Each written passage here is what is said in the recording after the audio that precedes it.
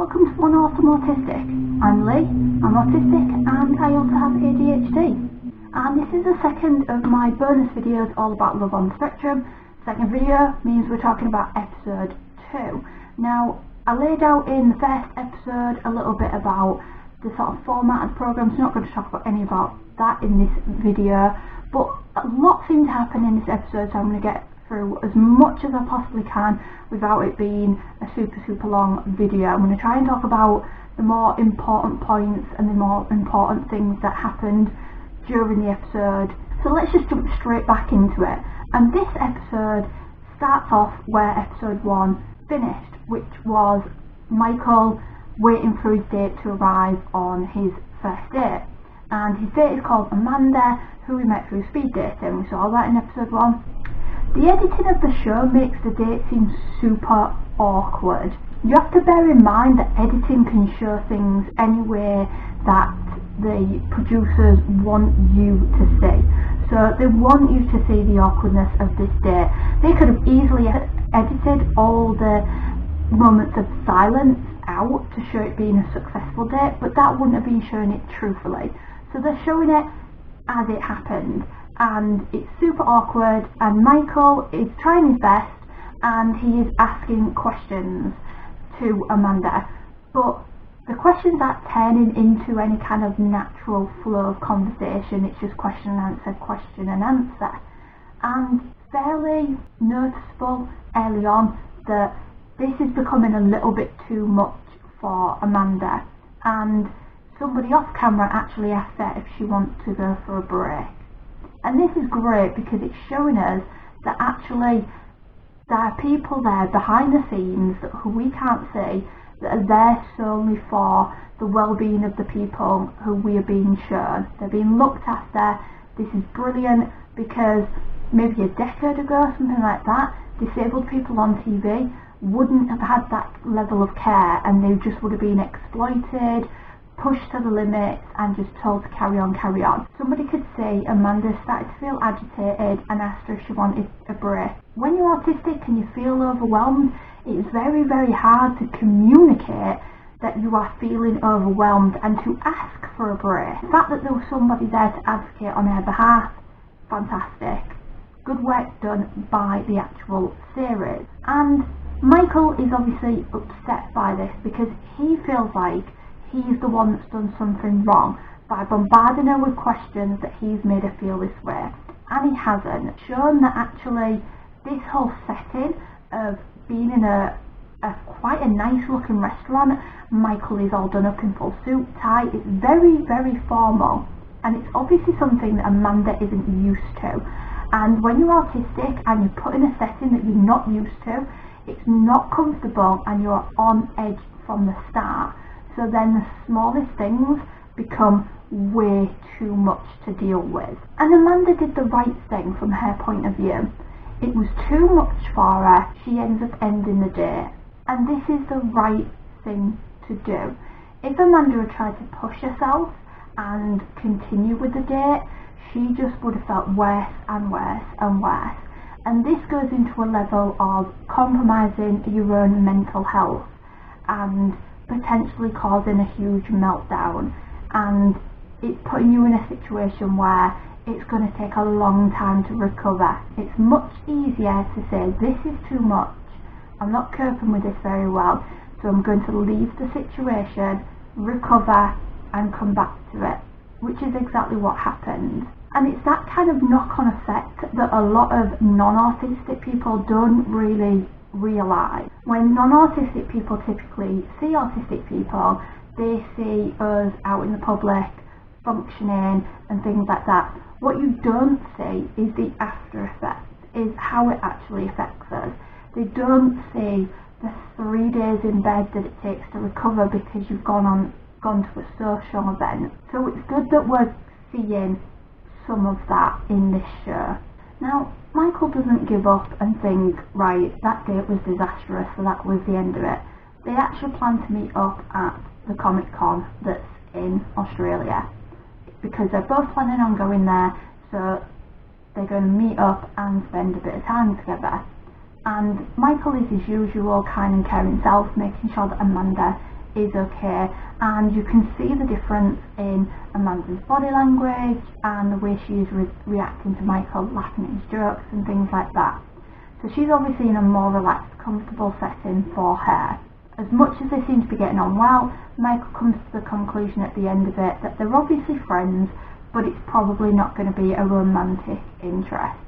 We have somebody new in this episode in Maddie, which I'm happy about because it's another female adult autistic, and there's not a lot of representation in the world for female adult autistics. It's a lot of representation is males.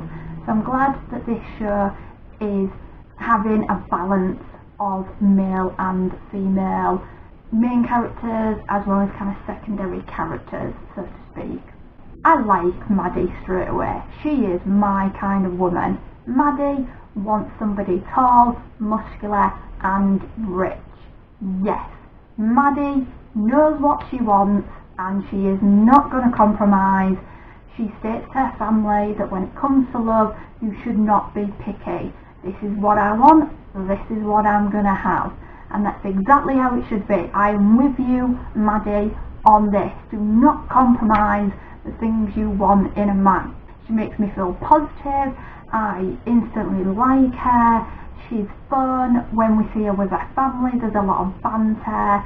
You know, she's got a typical supportive family and overprotective dad. You know, so he's got 2 daughters. Of course he's going to be overprotected.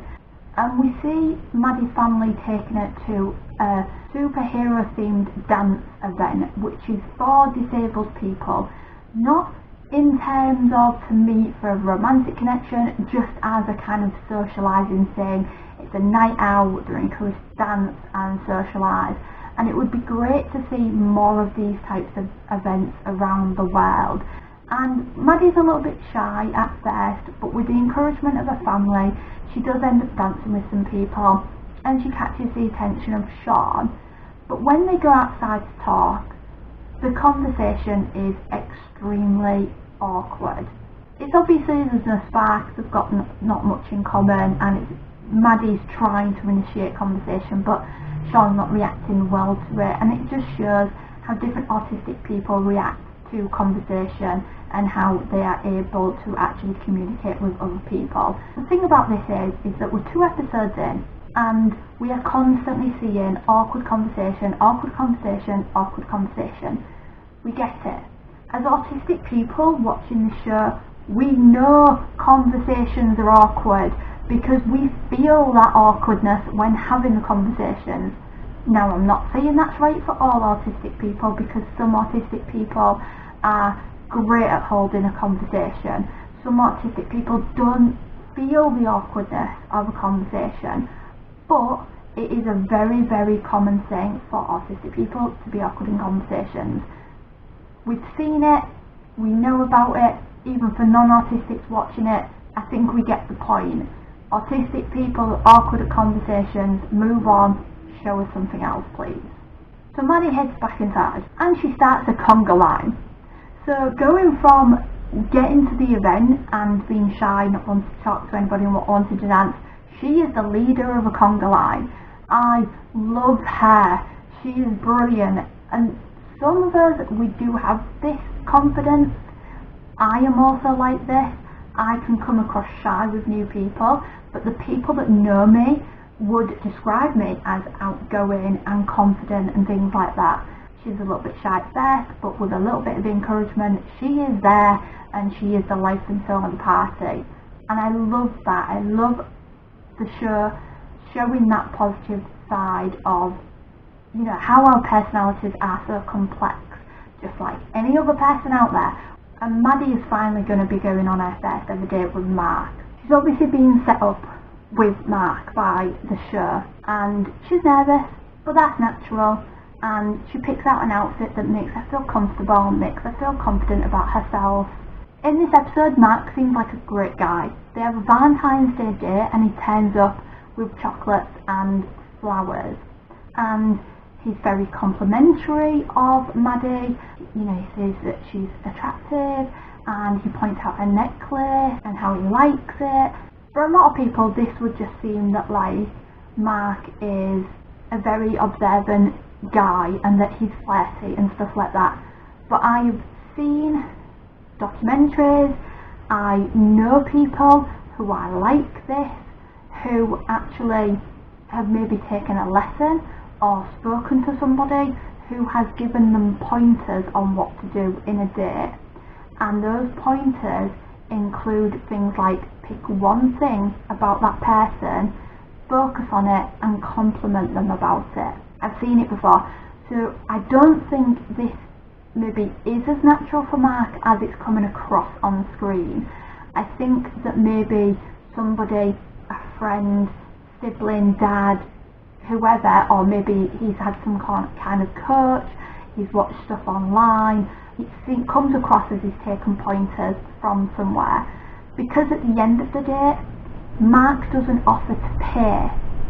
I'm not mad at that. I don't mind if a guy doesn't offer to pay. It's just a lot of women would expect a guy to at least offer when it's the first date, as it's kind of like the more traditional, more gentlemanly thing to do. But either Mark forgot to do that, or he just didn't think to do that, or he just doesn't know that that is kind of a more traditional thing. But we don't know because we haven't got much information about Mark just from this small segment. And obviously Maddie doesn't care, because I'm guessing a few days later or something like that, Mark calls Maddie up on her mobile phone and he invites her out for a second date. And she says yes. So obviously she doesn't care that he didn't offer. During the phone call, after Maddie agrees to go on the date, Mark actually tells Maddie where they're going and what they're going to be doing on this date. He's obviously been told to do that. Autistic people being put in a situation that is new to us is extremely uncomfortable and causes anxiety. So knowing what we're going into is much better. It puts us at ease, it makes us feel more relaxed. And I'm looking forward to seeing this date. I'm assuming they're going to show us this maybe on the next episode, so I'm looking forward to seeing that. And finally for this episode we have Kelvin, somebody who also doesn't have any dating experience. And Kelvin has been brought up by his single father. We don't see a lot about Kelvin in this episode. The main focus of this episode has been a lot on Michael. That's what it's felt like. So we don't get a lot of information about Kelvin. Grown up living with his single father, he's in his early 20s, and we see the relationship coach Jodie, who was in the first episode, talking with Michael. And I really like Jodie. She is very clued in to autistic people. She talks about how it's a spectrum, we're all different, we're all individual. And you can see the difference in the way she is with Kelvin to the way she is with Michael, because Kelvin seems to have had a lot less socialisation than Michael, so he doesn't know even the basics of being in a social interaction, of being on a date or anything like that. He doesn't know what to do, he doesn't even know where to start. And so this is what Jodie is working with him on. And at first, Kelvin repeats a lot of things. When it is a verbal repetition, it's called echolalia. But also when Jodie taps on the table, Kelvin does it also. And this might just be a nervous thing as he's settling into this situation of learning a lot of new information. But by the end of it, he has got all the basics down, and even as we see him get ready for his date, he repeats the steps of how a date should go to his dad. And then they both set off to take Kelvin to his date. And that's where it ends. It's so frustrating because I want to know more about Kelvin. I want to know who he's going on a date with, where he's going, how it goes. So I'm looking forward to that, hopefully in the next episode, because if I have to wait, if they skip Kelvin's date to like the episode after, I think I might be a little bit mad about it, because I really want to see what happens. I do think at this point, I know we're only 2 episodes in, but it's still doing a good job of portraying autistic people in a truthful light. So they're showing the positives and they're showing the negatives of various autistic people trying to navigate the dating and relationship world. I do hope they also bring people back from the first episode as well, because I want to also know more about them still as well. It'd be interesting to see where their journey of dating and relationships go as well. But to find out what happens next, I'll have to watch the next episode, which I'm probably going to actually go do now while I wait for this video to render and upload. And I'm looking forward to the next episode now so much. Between now and then, there'll be the vlog, there'll be the Saturday video, so I'll see you in those. Bye for now.